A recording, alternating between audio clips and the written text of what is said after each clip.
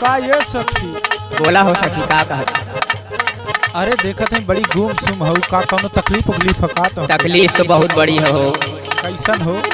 यह मन कहा था ना कि एक मैक्सी खरीद ली बस वह पहिर के दिन काटी। अरे अपन बीमारिया साफ साफ बतावा, बुझनी मत बुझावा। अच्छा ला सुना सुनावा। सारा सबके सिंगार ऋषि आई जाता साथी हो। सारा सबके सिंगार ऋषि आई जाता साथी हो। गरमी बेसरमी भइल लहंगा लसिया आई जाता साथी हो। अरे गरमी बेसरमी भइल लहंगा लसिया आई जाता साथी हो। अरे गरमी बेसरमी भइल लहंगा लसिया आई जाता साथी हो। सारा सबके सिंगार ऋषि आई जाता साथी हो। गरमी बेसरमी भइल लहंगा लसिया आई जाता साथी हो। अरे गरमी बेसरमी भइल लहंगा लसिया आई जाता साथी हो। अरे गरमी बेसरमी भइल लहंगा लसिया आई जाता साथी हो। और सुना हो सखी सुनावा। आमा बौरी के ले ली हले बाटी कोरा। मन करे सूते के बलम राउर कोरा। बड़ा दुख बा ये सब। आमा बौरी के ले ली हले बाटी कोरा। मन करे सूते के बलम राउर कोरा। पछुआ पहला ली पाउडर झुराई जाता साखी हो। गरमी बेसरमी भइल लहंगा लसियाई जाता साखी हो। गरमी बेसरमी भइल लहंगा लसिया आई जाता साथी हो। गरमी बेसरमी भइल लहंगा लसिया आई जाता साथी हो।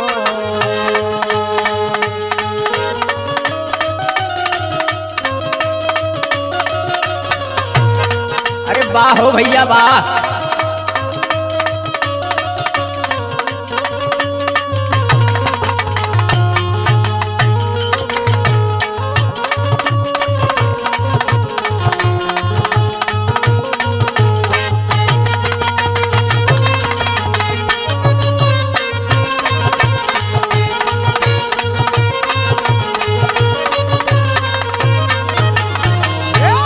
नामी बिना खेत सखी भइल जाता परती।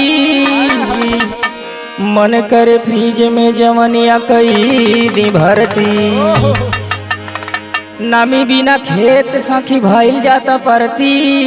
मन करे फ्रिज में जवनिया कई दी भरती। पानी उठावे में इंजन गरम आई जाता साखी हो। गरमी बेसरमी भइल लहंगा लसियाई जाता साखी हो। गरमी बेसरमी भइल लहंगा लसिया आई जाता साथी हो।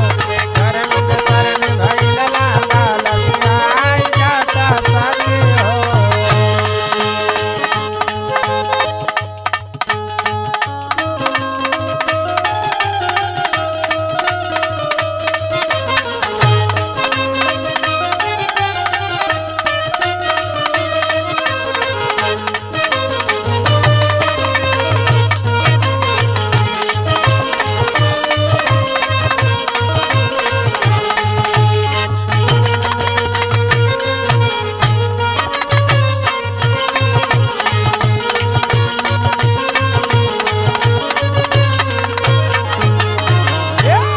और सुना हो सखी।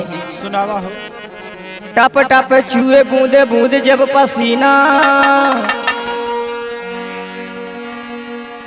वरुण बलमुआ बिना मन लागेला कहीं ना। टप टप चुए बूंदे बूंदे जब पसीना। वरुण बलमुआ बिना मन लागेला कहीं ना। चोलिया में जो बनवा बिछलाई जाता साखी हो। गरमी बेसरमी भइल लहंगा लसियाई जाता साखी हो। अरे गरमी बेसरमी